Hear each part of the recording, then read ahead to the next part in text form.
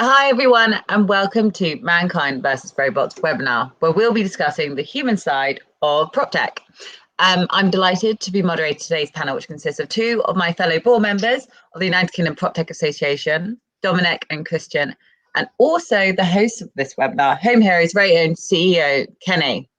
For those who don't know me, my name is Louisa Dickins, co-founder of LMRE, the global PropTech recruitment firm, and I also host the Propcast, which is a specialist property technology podcast, which you can find on Apple and Spotify. So if you're looking to hire or for a new role or looking for a really niche property technology podcast, then reach out. But enough about me. It's time for a warm welcome to today's panel. So we have HomeHero CEO joining us today. So Kenny, why don't you kick us off with a brief introduction to HomeHero and yourself? No, well, thank you, Louisa, for moderating, and super excited to speak at this panel. So, HomeHero, we are building a operating system for residential living, and so what we mean by that is we are bringing together the services, the software, and the physical products that we believe will digitally enable homes going forward into the future. And the reason we're doing that is because we think that the experience of home is going to change over the coming years, especially post-COVID. We think that residents deserve a much better elevated experience to make their lives far easier. And so we're a growing team working in quite an exciting space. And we wanted to host this event really because we think to achieve our mission, collaboration is going to be super key in PropTech. And in particular, we think that these types of forums are a great place to talk about collaboration, talk about how the space is changing, and really invite people who might want to collaborate and discuss with us to reach out to us, connect with us, and join us for a broader conversation. So at the end of this, we'll obviously share the details of HomeHero, anyone excited by what we're doing. But I won't waste any more time because I think it's important this event is about the topic. So back to you, Louisa. Awesome. Thank you for that, Kenny. Now, Dominic, if you give a brief introduction to yourself, let the audience know a little bit more about you and I guess your exposure to PropTech over your solid career at Savills. Well, thank you, Louisa. Yeah, hi, everyone. My name's Dominic Grace. I'm head of Savills London residential development team, certainly for a few months. I'm actually leaving Savills in June to set up my own advisory business. But right now, still, when I walk out the door, I would have done 37 years there. The vast majority of that involved in advising clients around London residential development. I've always taken a very keen interest in innovation though, and sat in umpteen project meetings over many decades now thinking, do you know what, we could do things better. So I'm very excited about what's happening now. And as Kenny's already alluded to, COVID will have accelerated a lot of things that were going to happen anyway. So really delighted to be on today's panel. Awesome. Thank you for that, Dominic. And Kristjan, last but definitely not least, you have your own startup, the Depositary. Can you tell us a little bit about you and obviously the business? Yeah, so I first and foremost, I'm an agent of nearly 20 years, and I've run my own estate and lettings agency for about 17. And very much part of that journey has been about how do we shape agency of the future? Where is agency going? How do we deliver on the customer experiences and their expectations? How do we raise the standards of our industry? And a lot of that has come through accepting that tech plays a critical role in that. So in the early days of our agency, I've been a big advocate of the technical evolution of our industry and our sector. And that resulted in us deciding to build our own PropTech product, which we started about 4 or 5 years ago. We launched that product late 2019. And that product, primarily, we've looked at the end of tenancy process. So when tenants vacate a property, which is an incredibly sort of labor intensive role for an agent, an incredibly thankless task. And for landlords and tenants, it can be very sort of emotional and stressful. So we've looked at really how we can apply tech to transform that process for all. So we've looked at it from all three perspectives. So for agents, it's very much about streamlining operations. For tenants, it's about bringing transparency and fairness to that process. And for landlords, it's about sort of guiding them through really what the regulatory and best practice framework is for that process. So hopefully we've developed a product that benefits all three sort of end users that go through that journey. Awesome. Thank you for that, Kristjan. I'm sure you have. I guess now we're all warmed up. Let's start with the questions. So I thought a good place to start, which obviously talks about the man and the robot, the technology, is the pitching part and getting technology into real estate. So Dominic, you're the best person to start with for this. You must have had plenty of PropTech pitching to you since you're, I think you said 37 years at Savills, but also, we were earlier on an accelerator program pitch with Reach Ventures. What mistakes have you seen in startups sort of pitching and trying to sell their new technologies into companies like Savills? You're on mute. Beg your pardon. Largely, Louisa, it's the sort of failure, as it were, or the often made mistake, is that a lot of businesses fail to have an intimate enough understanding of the way things are done at the moment. They may be quite right in observing that they could be done better. That's fine, but to expect businesses to just drop wholesale systems that they've been using for a long time and really take a bit of a punt on something that might be a bit unproven is a very naive assumption. So my advice would always be, make sure you A, have a really good understanding of the way things are done at the moment, and B, be super clear very early in any pitch you're making as to where the value of your proposition lies. Because again, there's a lot of naivety about that. And another observation is that a lot of people are doing something that's, a very small link in what is ultimately a very big chain. And the question is that one link ever really going to have a life of its own? So just having a really good understanding of the way things are done and for a pragmatic view of how your system, app, whatever it might be, is going to help very quickly. And last point, how easily will it be adopted by everyone in the business? How difficult is it to onboard effectively? And building on this, and it will bring obviously Kenny and Kristjan, who have their own PropTech businesses in. My understanding and feedback from a lot of the technology companies is people are barriers. So real estate, senior management can often be obstacles or not completely on board with innovation, which obviously prevents, I guess, integration from happening. So it's a combination of maybe the tech not being there or the communication between the real estate and the PropTech companies. Kenny, what's your experience being this? You must have had it since you've had 2 PropTechs now of getting your product into real estate. Yeah, so I think Dominic has spoken some really clear truths. The starting point, I reckon, is actually all about value. So I think sometimes it's easy to forget that property and property businesses, be it property agents or landlords, they're ultimately looking to create value in their businesses. So I think it's super important that whatever you bring to market, it's clear what that return is for the audience. Super clear what the return is. I think it's also really important that you're starting or building a business that isn't trying to be everything. I think collaboration is so important because, as Dominic described, there are lots of historical tools that groups will already use. And so trying to unseat those tools is just not a smart move. But trying to extend and enable their processes in new ways, I think is always smart for startups. Certainly our belief is that, at least. And then I also think a point that's been raised already, but a very good one, is the barriers to entry have got to be low. So taking on the product, starting to use it, it's got to be easy. It's got to be easy, straightforward, and easily implemented across different organizations.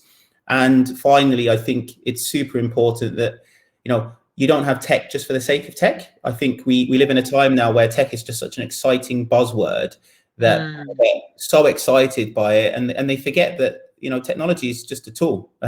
We had tools back in prehistoric times and we have tools now. And so ultimately those tools that you provide, they have to enable and support the stakeholders, and they certainly can't threaten them. So whether that's the top of the organization or the individuals using your product, they've got to be supportive of embracing it. Otherwise you're pretty much done before you start it. So that's kind of my view. And you talk about easy to use tech. This is something that's Kristjan often talks about, and how do you actually make it simple for real estate users? I'm not a real estate broker, I'm not a real estate agent. I once was at Foxtons in the glory days, but in reality, how easy is it? Does it, Kristjan, you might be able to give us a use case of this. So look, I don't think this is per se something specific to PropTech, right? I think any good tech design should be an intuitive interface. You think about the last app you downloaded onto your phone. You don't need to download a 30-page PDF to understand how to use that app. When you download an app, you log in, register. That will usually take you through some sort of setup wizard. You might have a little bit of tutorials embedded in there, but by and large, you pull on the sort of navigation that people are used to when using products, so it becomes intuitive and natural.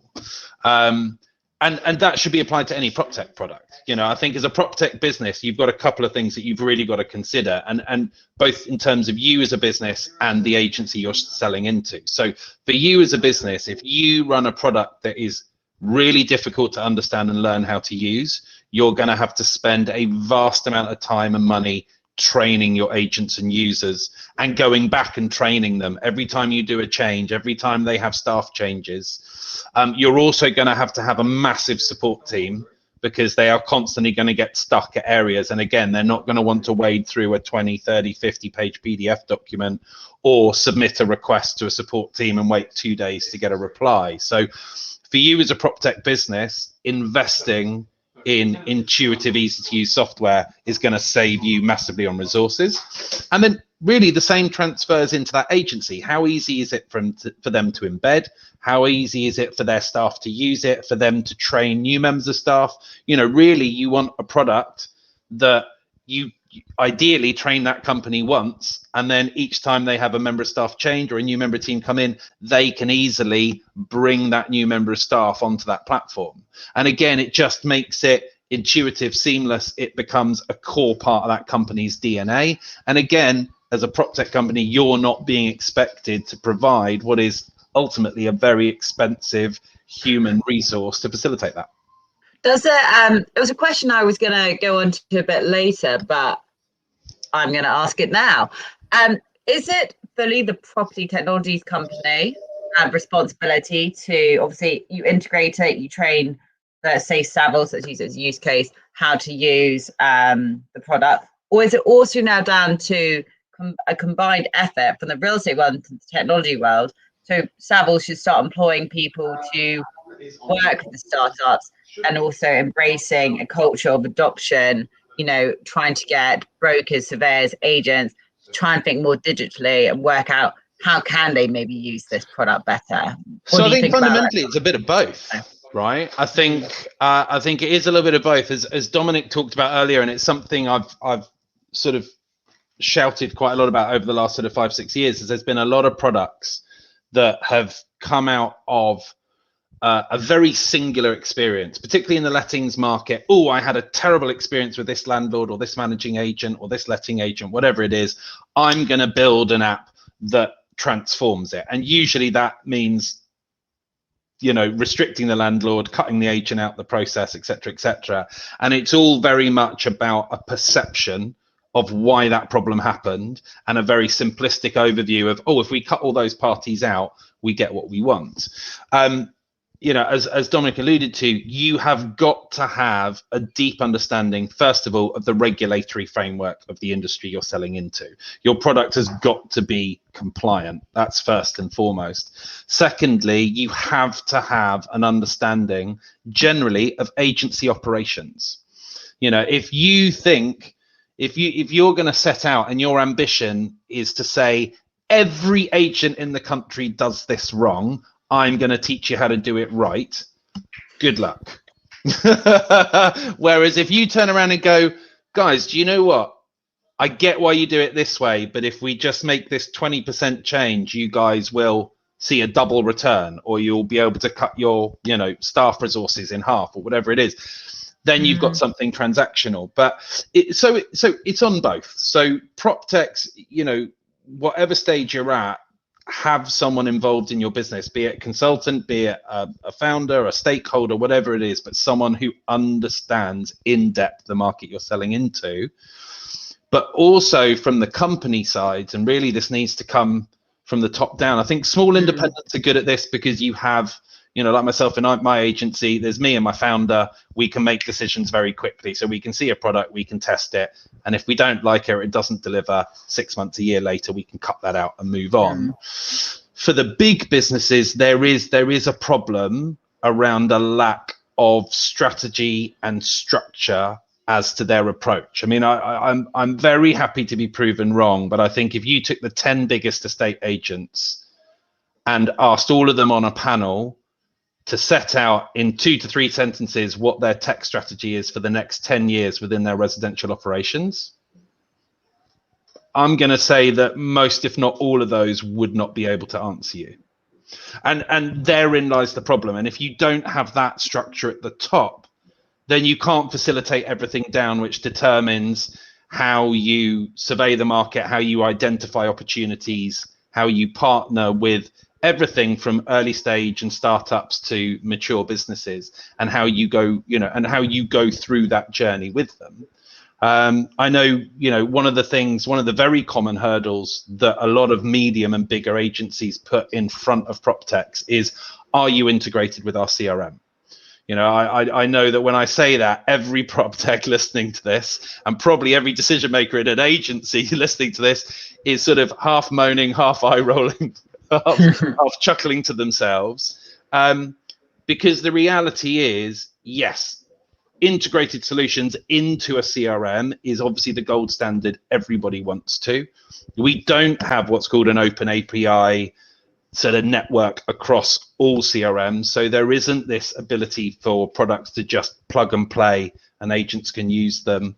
For most CRMs, it's a very convoluted process of either joining a very long queue of, just working through a list of who they're going to integrate with, or a big check to get you to the front of that queue, or whatever it is. But I think a lot of property companies have got to understand that actually a CRM integration is going to be something that happens quite late in a tech products development journey. And so if you want to be an innovator, if you want to be an early stage adopter, if you want to be leading how property evolves through tech rather than following everyone, you're going to have to let go of things like that.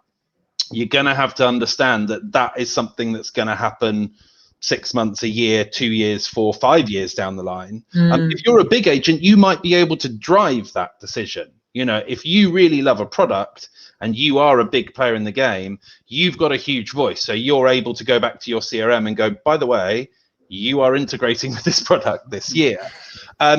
I think actually something generally that needs to happen in the real estate market is, because CRM integration is something every agent wants, agents as a whole need to be going to their CRMs more and constantly nagging and driving home the request for an open API.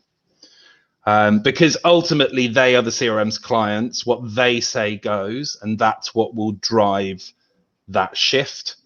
There are some operators in there in the residential space, sort of obvious ones are Desres, Agent OS, Repit Foundations are building their open sort of app store style marketplace at the moment. LMRE are taking a very fast approach to partners and integration. So the industry's come on a long way from where it was 3 years ago, but we're still nowhere near where we need to be. And agents have a big role in playing that. If they really want integrated products in their CRMs, which a lot of them, that is quite an immediate reason to say, do you know what, come back to me in a year's time or 2 years time or whenever you get integrated. You guys are the pivot in resolving that issue. Go to your CRM and demand that they create an open API so that partners can plug in as and when. Yeah, I mean, it's a really interesting point to make, Kristjan. I guess there is also what drives that, right? So a very clear business case, because I think it's hard for property agents to go to their CRMs and sometimes be told that there's going to be a 3-month lead time or what have you, without really quantifiable what is the rate of return of integrating this product. And I think that's often a challenge for startups, is being able to clearly articulate, by using my product, this is what it's going to mean for your business. Often it tends to be kind of nice to have, as opposed to this is going to affect my bottom line and then move my business forward. So I think that's kind of a point to add to that, really. Sorry, so just as something to add on to that, rolling out our product, CRM integrations is something agents have asked a lot of. We've already rolled out 6 partner integrations in the last 12 months, and none of them have been a CRM. And the reason we've gone back to our agents and we've said is that as an agent, that's the really obvious one. I'll pull across my landlord and property data and great, I don't need to type it in. But the reason we've left that to last is that the partner integrations we've done deliver far more value in our process than a CRM integration does. Like, we know when we get to a CRM integration, that will typically save an agent 2 to 3 minutes per transaction. We've just rolled out 3 integrations with 3 major inventory provider partners, Inventory Hive, Inventory Basin, and No Letting Go. And those partner integrations will save agents on average about an hour per transaction. So that's why we prioritize that over CRM integration. So sometimes it is about educating your agent. Sometimes, you know, as a business, you've got to understand what problem you're solving and where the real value add is. You know, our agents have been super delighted about those partner integrations. And when we've gone back and gone, guys, this is why we've done this and why we've pushed CRM integrations further down the road, they've come back going, awesome. You know, that's much better than a CRM integration. So yeah, we're happy to wait. But partner integration, so I know Kenny touched on earlier as well, you know, understanding your eco space. It's not all about the big CRM systems. There is a lot of value add to be had from, you know, and as we've talked about, we've got a marketplace of increasingly sort of micro solutions, really tackling very specific parts of the property chain. And as Dominic said, you know, there are pluses and challenges, you know, benefits and challenges to that. I think the benefit is that typically that solution will have a very detailed understanding of that small part of the process, but it is very insular. But then when you plug that in with other similar style products around that ecosystem that you're working in, you then get a really rich ecosystem of 5, 6, 7 products that tackle different elements in that one process timeline in an ecosystem, but all deliver incredible value and user journeys within them because of their special knowledge. And through partnering and integrating, you get this incredible journey. So talking about, I guess, user journeys, I quite want to go how, and you know, Kenny and Kristjan, you can probably talk in detail about this. Your products talk about making the lives of residents easier. So how close do you actually get to your tenants when building these products, and how do you ensure that the end user is always in mind, especially as we're remote working and you're building your businesses from your home? Maybe Kenny, you can go first. Yeah, I think if you'd asked this question 10 plus months ago, it would have been really easy to answer that, right? Yeah. Sorry. The world wasn't quite the way it is now. But look, we as a business, and myself as a founder, have a history of, you know, putting service and technology in front of consumers. And so we're really focused on a couple of things, really. So having a really tight feedback loop on the interactions that we have with users, making sure that we actually reach out and build out panels of potential users as well. We use services such as sort of online usability studies. We really make an effort to get in front of people and, you know, validate our assumptions. Even as we were building out the core insight around HomeHero, we met with the best part of 60 to 100 people who we felt were part of the profile of customers that we were after. I think it is super important if you're building a business that you're always talking to users. And I think it's a struggle more so now in COVID, because obviously people won't meet you in person for obvious reasons, but there are still things that you can do. And we as a business are really keen on investing in speaking to as many people as we can, so that we're always optimizing our model. I guess, Kristjan, you might have had similar experiences in terms of physically meeting people. But... Yeah, I mean, I've always found that asking people for feedback is always really dangerous, because you don't know the motives behind what they say. Like, are they telling you what you want to hear because they just don't like confrontation? Do they actually know what they're talking about? You know, and a very singular experience doesn't necessarily represent a whole. So, you know, I am a firm believer that any business should constantly continue to evolve. I think that is particularly true in tech. You know, any good tech product, again, you think about your smartphone, your apps, how regularly you will get an update that constantly evolves that product and keeps moving that forward. You know, I'm always concerned when you see a PropTech product that's been in the marketplace, and 2 or 3 years after being demoed it, you get shown it again, and it is pretty much exactly the same product that you saw 2 or 3 years ago. We've always, you know, our journey to date, and admittedly we're early in our journey, we try and establish what we can from looking at user behavior. So we use quite a cool service called Hotjar, which captures user activity on our platform. So it captures heat maps, which shows basically where people go on our platform. We can also, it captures random visits to our platform and actually records that user journey navigating around. And reviewing that at regular occasions has led us pre-launch to actually completely redesign our interface before we launch. We actually pushed back our launch like 9 months and spent about a third of what we'd already invested in the platform completely redesigning our interface. Because when we look back at these recordings, what we found was, you know, there were all these recordings of a mouse cursor just going all over this screen as people were trying to figure out what they did next. Where was the button they needed to click? So I think there's tools like that.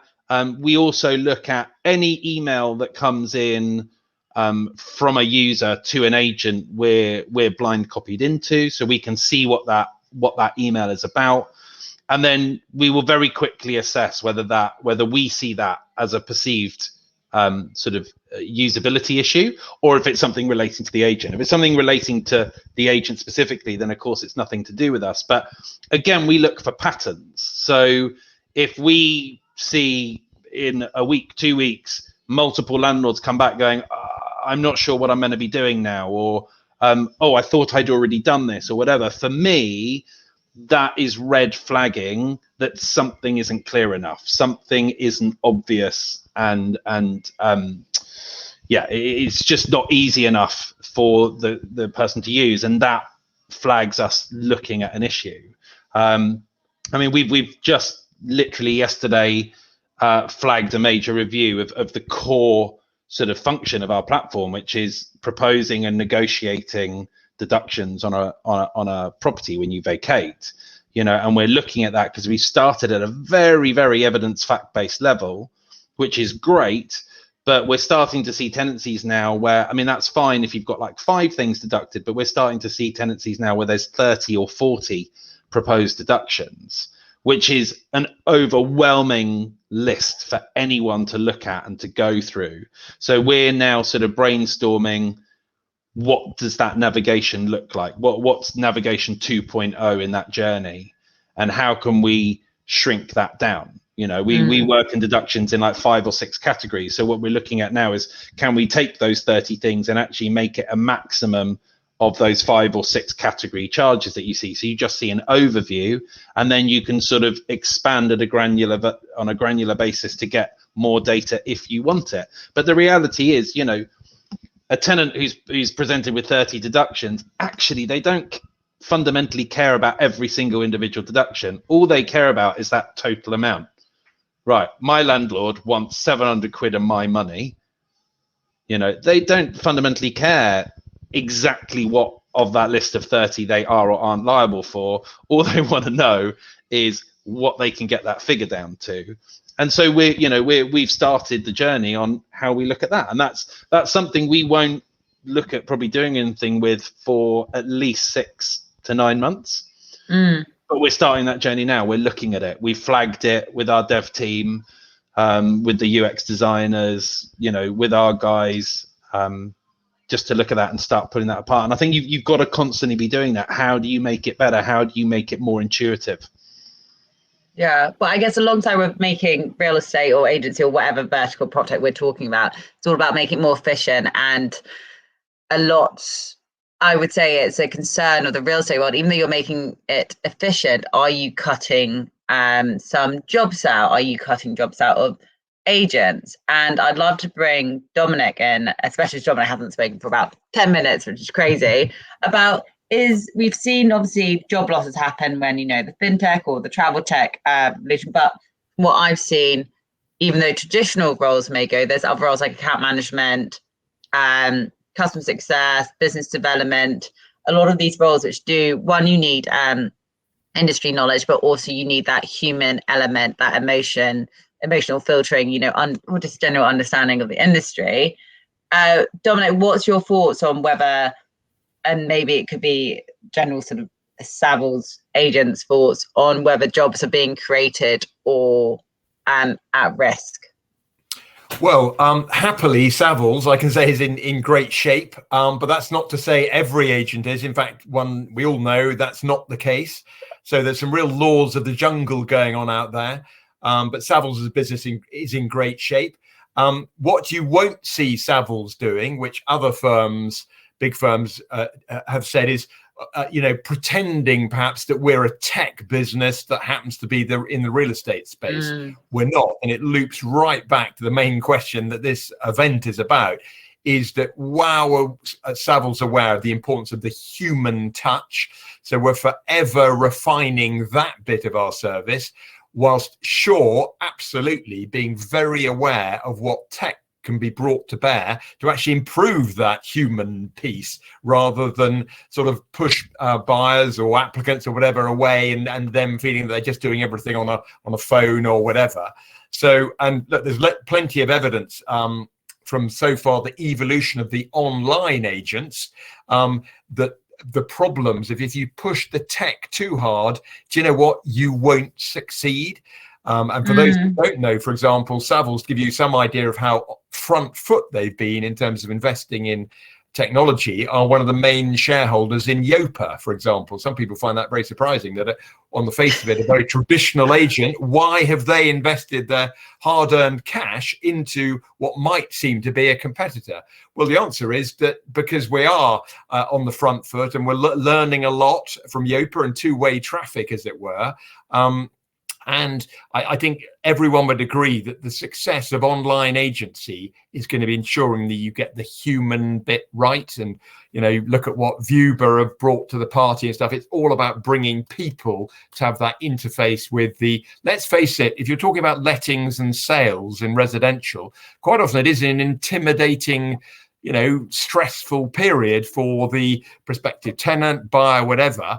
All the more reason that soothing, helpful human bit is going to be brought to bear, and I think that's going to prove to be ever thus. Actually, I think we're making it out like technology is perfect. Surely, like Kenny and Kristjan, you must have a lot of use cases where your technology has screwed up. It hasn't been perfect. Your product is flawed, and you've had to sort of ever change it. Like within any business, my business is so flawed, and you have to keep on changing it. What can you do to perfect that? Yeah, I think it's a really good point. We can't pretend that technology solves all problems. As I said earlier, technology's taken on this almost mythical term these days, and people think it's magic or something akin to that. But the reality of it is, I agree with a lot of what Dominic said, which is that I think technology plays a part with property in really helping property stakeholders, members of staff elevate their experience by helping them reduce the things that they would have to do. So, helping get out of the way the more sort of mundane things, the things that are sucking up a lot of time, the things that ultimately aren't necessarily creating that value with those human interactions.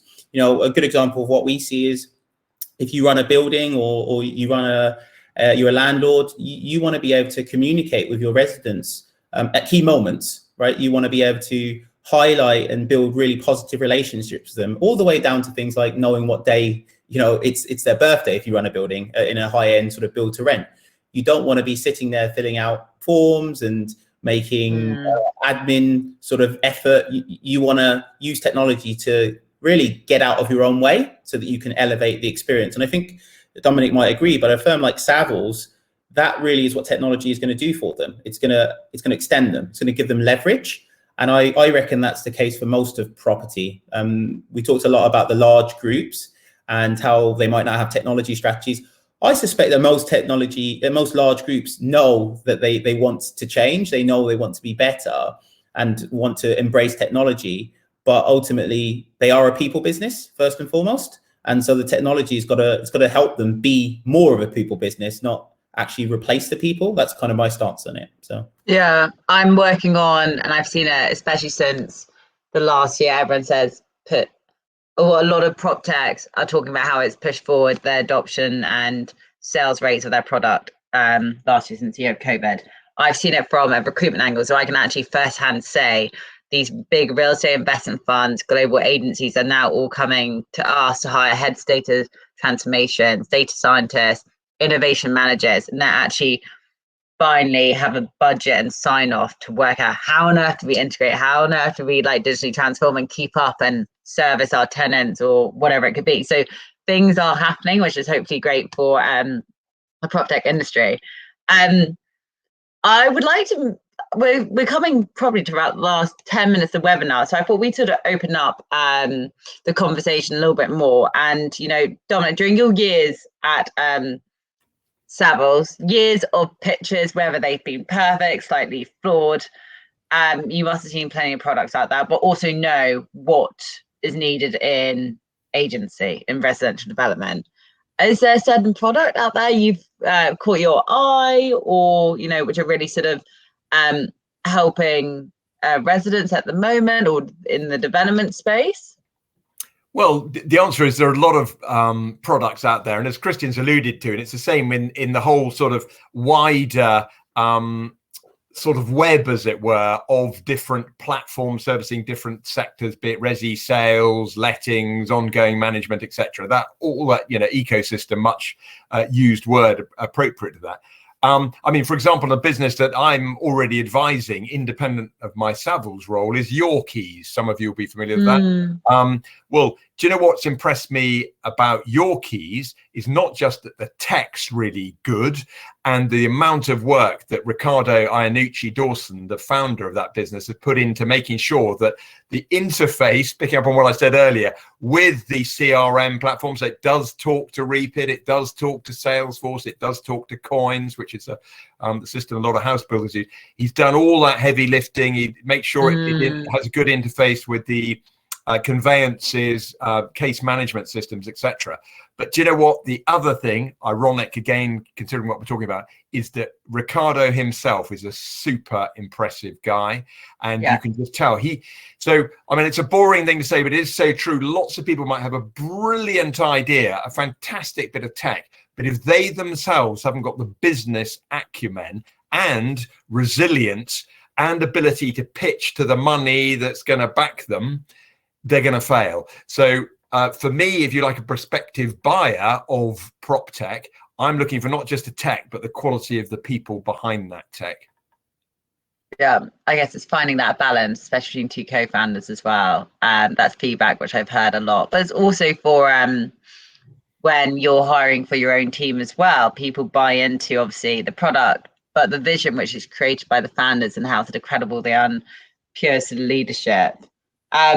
One final question, which is directed at all of you. And we touched on it earlier, but Kenny and Kristjan, you didn't sort of delve into it a little bit too much. Do you think the industry needs to keep up, or do prop techs need to make adjustments? And, you know, Dominic sort of answered a little bit, but Kenny, why don't you let us know your thoughts on that? Slightly controversial, and it's probably going to be a bit of a hybrid answer. Well, I think the answer is pretty straightforward, which is it really depends on whether you want to succeed or not. I think if you want to succeed, then as a prop tech, you have to adopt, because, you know, the industry is a set of structure already. The industry is not going to change quickly. And so if you want to get adoption and get traction, then it's inevitable. You have to adapt and make sure that your product is fit for the market. I think it's a difficult thing to go any other path, really. So pretty straightforward answer from me. Yeah. And Kristjan? Yeah, I mean, I agree. Any ecosystem, right? It's about advancements in all of them. So I think the nice thing with PropTech, as you just alluded to, Louisa, particularly this pandemic has driven forward the need for agents to start doing what's been talked about for the last 5 years. So bringing in, hiring people with a specific role around tech and the tech strategy and culture of a business and driving that forward. Equally, the product, the PropTech product space is constantly getting better. And that's driven by really a couple of things. You've got people like Kenny who've been there, done that, they've done 1 or 2 products and they're now on, and each business they're learning and doing things differently and more succinctly. You've also got a wave of people like myself who have come from an agency background, understanding tech. We've done the Depositary. There's a brand new product being rolled out now called Agent Response by a guy called Michael Nettleton, who owns an agency up north called Knock and Dayton. And the great thing with that was that came from a real business problem. They were absolutely overwhelmed by lettings inquiries to the point where they just could not service them. They could not answer all of them, let alone actually register someone and get them all out on viewings. So they developed a product that solved that problem for their own business. There was no ambition beyond that. They developed a product. It's worked brilliantly. They then started talking to a couple of agents they know, and they were like, oh, let us have a look. We'll sign up. They got such an amazing reaction. They've now created Agent Response. I think in the last 2 weeks, they've signed up 30 brands. Oh, wow. So they are going fast because it's a boots on ground product. It's built by an agent who understands a very real agent problem and has built a product to solve that problem.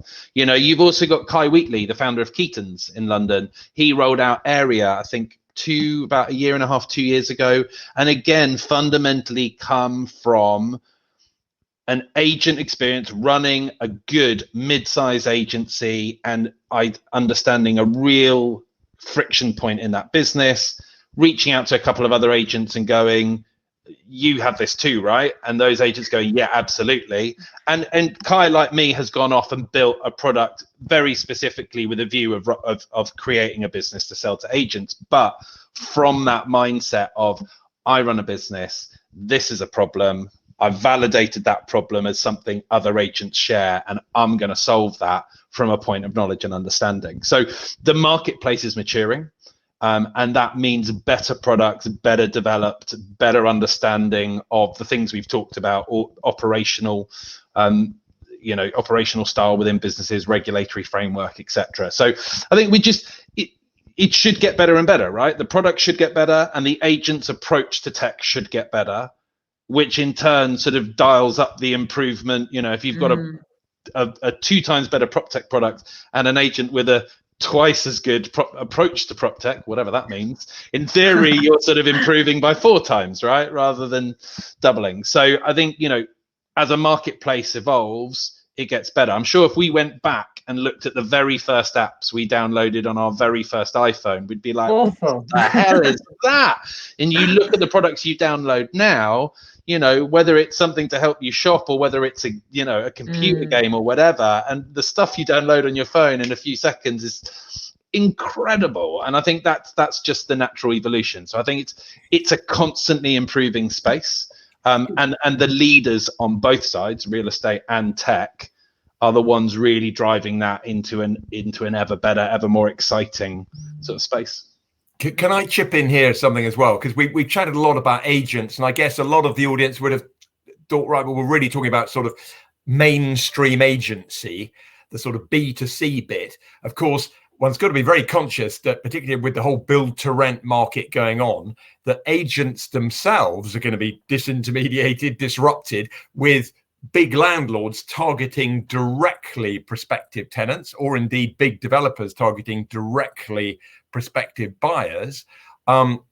So the onus is on agents in order to justify their existence and make sure that they're not cut out of the loop, to do everything that much better, and particularly the human bit, which I'm generalizing a bit here. A lot of developers are historically not very good at that, the customer care bit.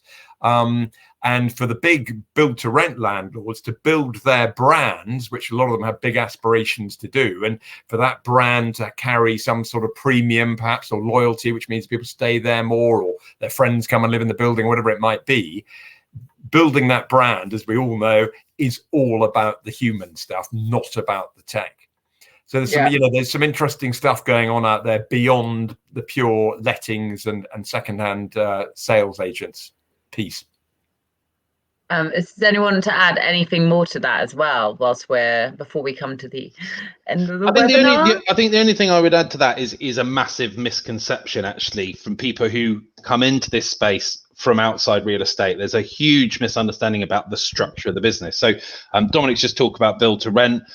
That is massively gathering pace. But at the moment, I mean, there's an estimated roughly 100,000 build to rent units, either complete or under construction, which would represent about 2.5% of the PRS, which is about 4 million homes. So yes, it's a significant element, but it's not huge. And yes, that will grow, but I can't see that getting past 10% really within the next 20, 30 years. It's going to have to be a lot of building to do that. What is really important is if you're a supplier coming into this marketplace, I think the perception is that agency is dominated by sort of 10 brands, and then there's independents sort of scattered around. Now, this does vary depending what marketplace you're playing in, but typically in UK residential agency, most people, the perception is that 80% of the market is corporate and 20% of the market is independent, whereas actually the opposite is the truth. 20% of the market is corporate and 80% of the market is independent. And of that 80%, the vast majority of those businesses are 1 to 3 branch businesses. So if you're a PropTech coming into this space, you need to understand that, because if you need volume for your business to work, you need to understand that you're going to be selling into, there's roughly 12,000 branches on each sales and lettings in the UK, in the residential agency space. And if you think 80% of that is independents, you need to understand that if your viability is that you need 30% of the market, you not only have to pick up every big corporate to give you that 20% lead, but if you've still got to capture another 10%, that's still 1,200 branches that you need to capture into your business to hit that 30%. So I think that's a really common misconception I've seen operating within the PropTech space, and particularly within the UK PA, is talking to either businesses coming over that have been successful in other countries, and in a lot of other countries, they are corporate dominated.